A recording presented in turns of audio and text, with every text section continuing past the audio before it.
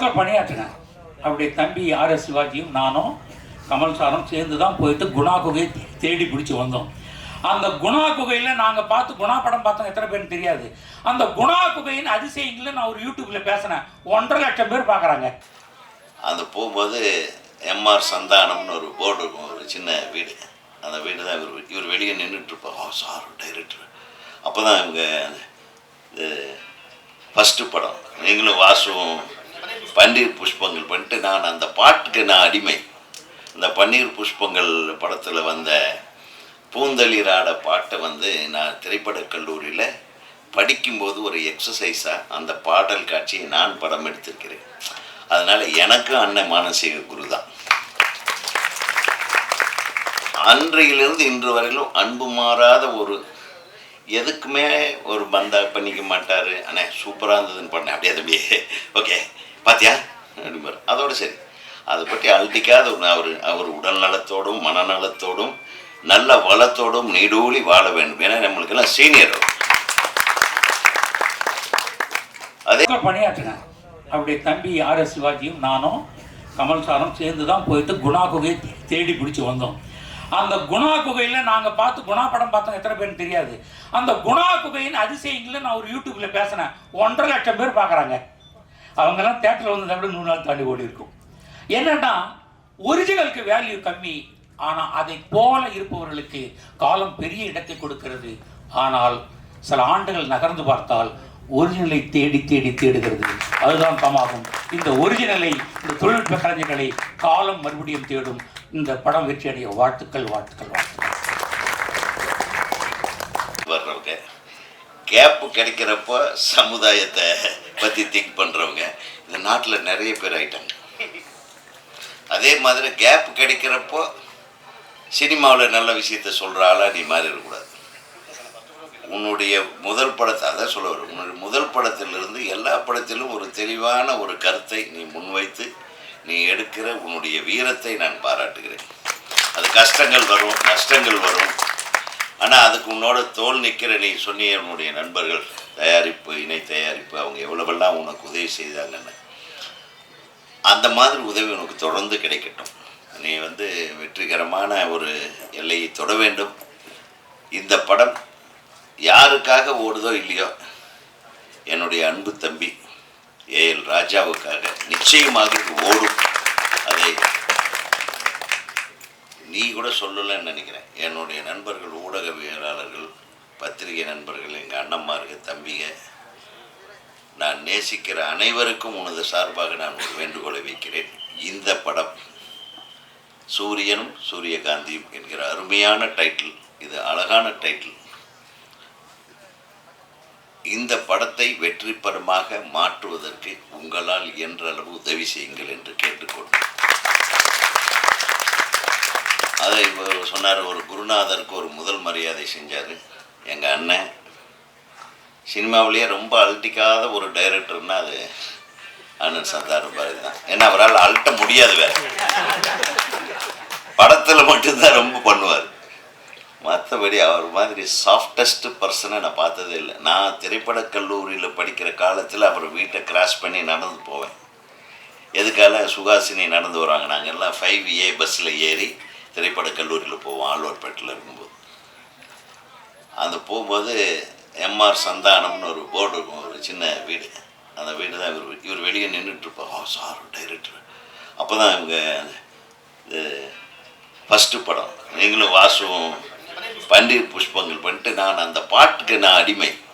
இந்த பன்னீர் புஷ்பங்கள் படத்தில் வந்த பூந்தளிராட பாட்டை நான் திரைப்படக் கல்லூரியில் படிக்கும்போது ஒரு எக்ஸசைஸாக அந்த பாடல் காட்சியை நான் படம் எடுத்திருக்கிறேன். அதனால் எனக்கும் அண்ணன் மானசீக குரு தான். அன்றையிலிருந்து இன்று வரையிலும் அன்பு மாறாத ஒரு எதுக்குமே ஒரு பந்தா பண்ணிக்க மாட்டார். அண்ணே சூப்பராக இருந்ததுன்னு பண்ணேன், அப்படியே தம்பியே ஓகே பாத்தியா அப்படிம்பார். அதோடு சரி, அதை பற்றி அழட்டிக்காத அவர் உடல் நலத்தோடும் மனநலத்தோடும் நல்ல வளத்தோடும் நீடூழி வாழ வேண்டும். ஏன்னா நம்மளுக்கெல்லாம் சீனியர். அதே மாதிரி நம்ம திரைப்பட இயக்குநர்கள் சங்கத்தில் எதனால நான் அவருக்கு முதல்ல ஃபோன் பண்ணுவேன், ரிக்வெஸ்ட் பண்ணுவேன். அப்புறம் ஓட்டு போடுறதுக்கு மட்டும்தான்டா கூப்பிடுறீங்கன்னு சொல்லக்கூடாதுன்றதுக்காக எல்லா விஷயத்துக்கும் நான் அவரை கூப்பிடுவேன். அப்புறம் இயக்குனர் எழில் சார், அவர் வந்து நான் சும்மா சுற்றிட்டு இருந்தேன், என்ன ஒரு தம்பி கூப்பிட்டு என்னை அமைச்சராக்கி விட்டார். இப்போ ஒரு படத்தில், கருடன் படத்தில். அதே சினிமாவில் தான் நீ நானெல்லாம் ஆக முடியும். நிஜமா யாரா உனக்கு எனக்கு சப்போர்ட் பண்ணுவேன். அதுக்கப்புறம் வந்து இவர் பார்த்தாரு, அது என்ன உங்களை மினிஸ்டர் ஆக்குறது அப்படின்னு என்னை சிஎம் ஆக்கி விட்டுருக்காரு இவர். அடுத்த படம் விரைவில் எதிர்பாருங்கள், ஆர்வி உதயகுமார் சிஎம் ஆகிறார். இது அரசியல் இல்லைப்பா, தேசிங் ராஜா 2 படத்தில் என்னை வச்சு செஞ்சுருக்கார் அவர். அதுக்காக என்னுடைய அருமை தம்பி என்னுடைய பேரை கெடுக்காமல் அதை எடிட்டிங்கில் கரெக்ட் பண்ணி என்னை ஒரு மரியாதை இப்போ அந்த நல்ல பேரை கெடுக்காமல் அதுலேயும் கெட்ட வில்லனாவே ஒரு நல்லவனை கூப்பிட்டு எல்லாரும் வில்லனாக்குறாங்க. நியாயமா கேள்வி கேட்குப்பா. நீங்கள் என்னதான் கெட்டவனா இருந்தாலும் உங்களை கெட்டவனாவே நினைக்க மாட்டாங்க படத்தில். ஆனால் நம்மளை போய் நல்ல பசங்க. எனிவே, எனக்கு என்னை முதலமைச்சராக்கிய என் அன்பு சகோதரர் திரு எழில் அவர்களுக்கு நன்றி செலுத்தி கொண்டு, ஒரு நிறைய பேர் உட்கார்ந்துருக்காங்க. நம்ம சரவண சுப்பையா இருக்கார் தம்பி, எனக்கு நீண்ட நெடுங்கால நண்பர். அதாவது நான் திரைப்படக்கடி இப்போ ஒரு ஃபோட்டோ காட்டினார், யார் அது அப்படின்னா அது நான் தான்.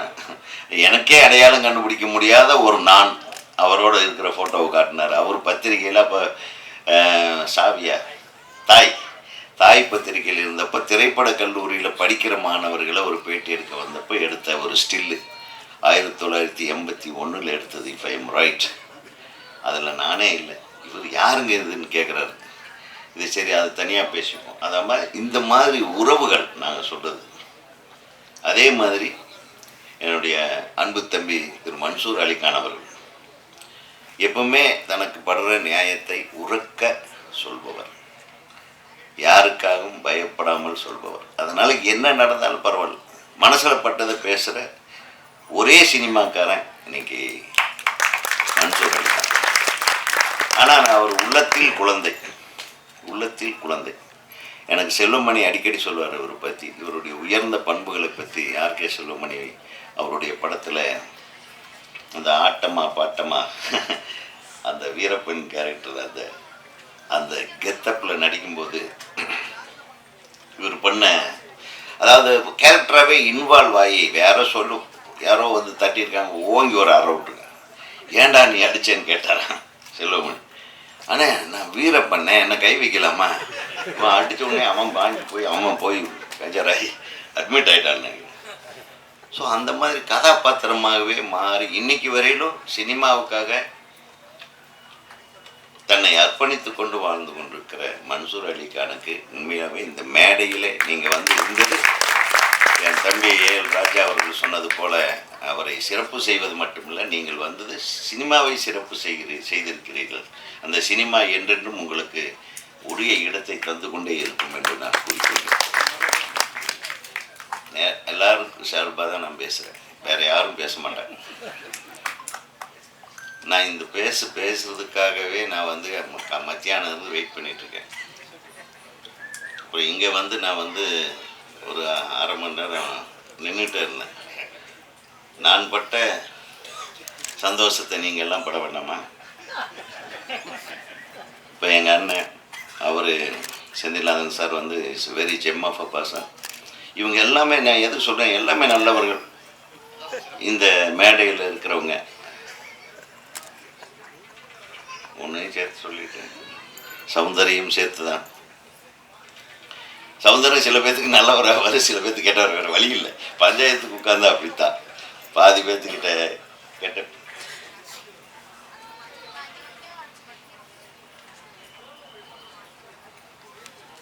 கெட்ட பேர் வாங்க வேண்டியிருக்கு, பாதி பேர்கிட்ட நல்ல வேறு வழி இல்லை. அப்புறம் எனது அன்பு தம்பி பேரரசு, தமிழ்நாடு திரைப்பட இயக்குனர் சங்கத்தின் பொதுச் செயலாளர், மிகச்சிறப்பாக பணியாற்றி கொண்டிருக்கிறார். ஒரு இணை செயலாளர், அவங்க 2 பேர் ஒன்றாவே உட்காந்துருக்காங்க பாருங்கள். இணை செயலாளர் படப்பிடிப்புக்கு போயிட்டாலும் அவருடைய வேலையும் தானே எடுத்து செய்யக்கூடிய பொறுப்பில் இணை செயலாளர் நான் சொன்னது யாருன்னா அவர் தான் எழில் சார். ஒரு கைத்தட்டுங்க. அவர் என் படப்பிடிப்பில் இருந்தால் கூட ஒரு வேலையை சொன்னால் நம்ம சங்கத்துக்காக அவர் ஓடி வந்து செய்யக்கூடியவர். அதே மாதிரி கூல் சுரேஷ் தம்பி, அவர் பேர் சொல்லலைன்னா எனக்கும் கைத்தட்ட மாட்டாங்க. அதனால் அவன் அப்படித்தான், அவனும் ஓப்பனாக சில விஷயம் ஏதாச்சும் பண்ணுவான், சின்ன சில்மிசம் பண்ணுற மாதிரி அடுத்தவங்களுக்கு தெரியும். அவன் உண்மையானவன். நீ வந்தாவே கலகலப்பாயிருது எல்லா ஃபங்க்ஷனும். வாழ்த்துக்கள். அடுத்தது அழகர் சாமியின் குதிரையில் ஏறி டெல்லி வரையிலும் போய் ஒரு மிகப்பெரிய விருது. நான் எனக்கு இப்போ கூட யோசிக்கிறேன், ஒரு இந்த இந்தியாவின் தலை சிறந்த விருதை, சிறந்த நடிகர் விருதை பெற்ற ஒரு நபரை இன்னும் இந்த தமிழ் திரையுலகம் சரியாக பயன்படுத்தவில்லை. அவரை பயன்படுத்தி கொண்டிருக்கிறேன் என்று சொன்ன உடனே நான் ரொம்ப சந்தோஷப்பட்டேன். வாழ்க. அதே மாதிரி இந்த படத்தில் ஹீரோக்களாக நடிச்சிருக்கிற தம்பி விக்ரம், அப்புறம் ஸ்ரீஹரி, அதோடு சேர்த்து நீயும் நல்லா ஒரு ஆட்டம் போட்டிருக்கேன், சூப்பராக ஆடிருக்கேன், டான்ஸ் ஆடிருக்கேன். இந்த மாடை பிடிச்சிட்டு வந்து ஆத்தா கிட்ட கொடுக்குற காட்சி ரொம்ப சிறப்பாக இருந்தது. எல்லாருமே இயல்பாக நடிச்சிருந்தாங்க.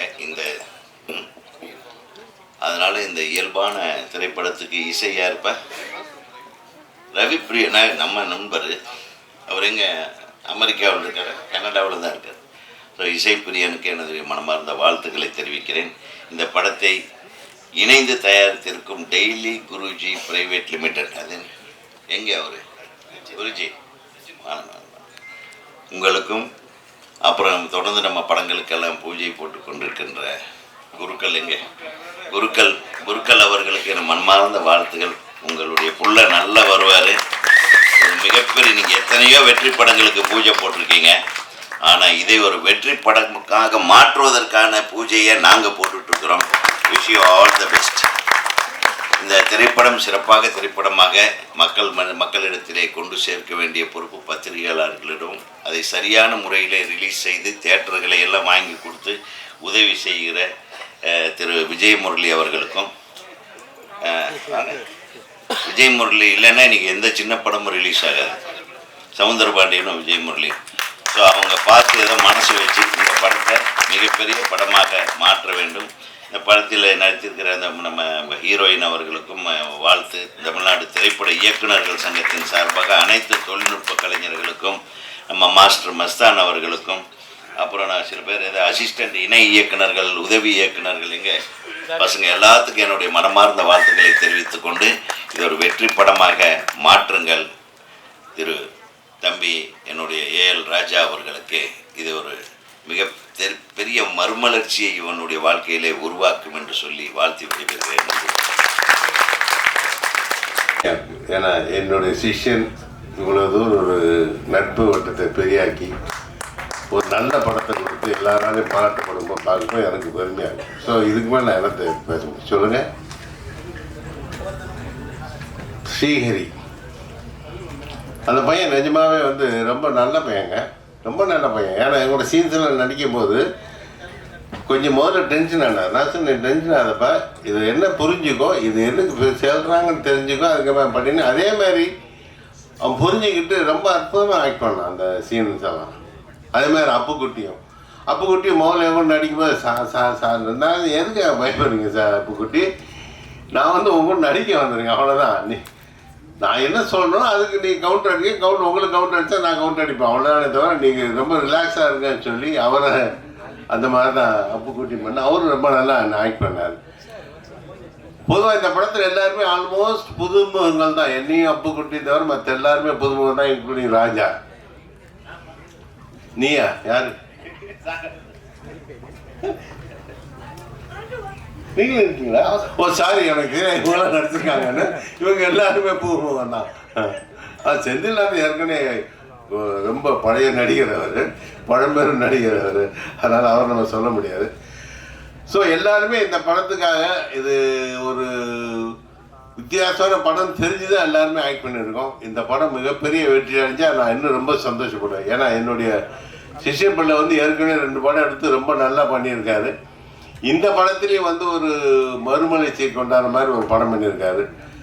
இது இன்னும் மிகப்பெரிய வெற்றி பெற்று எல்லாருக்குமே ஒரு நல்ல பேரை கொண்டாந்து தரணும். அதுக்கு எல்லாம் வல்ல இறைவனை நான் வேண்டிக் கொள்கிறேன். நன்றி, வணக்கம்.